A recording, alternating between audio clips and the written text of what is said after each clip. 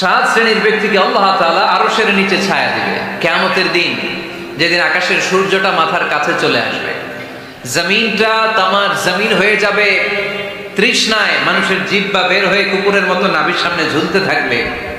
সূর্যের প্রচন্ড কিরণ আর তাপে মাথার মগজগুলো গলে গলে নাকের ছিদ্র আর কানের ছিদ্র দিয়ে ভাতের মাড়ের মতো টপ টপ করে বেয়ে বেয়ে পড়বে।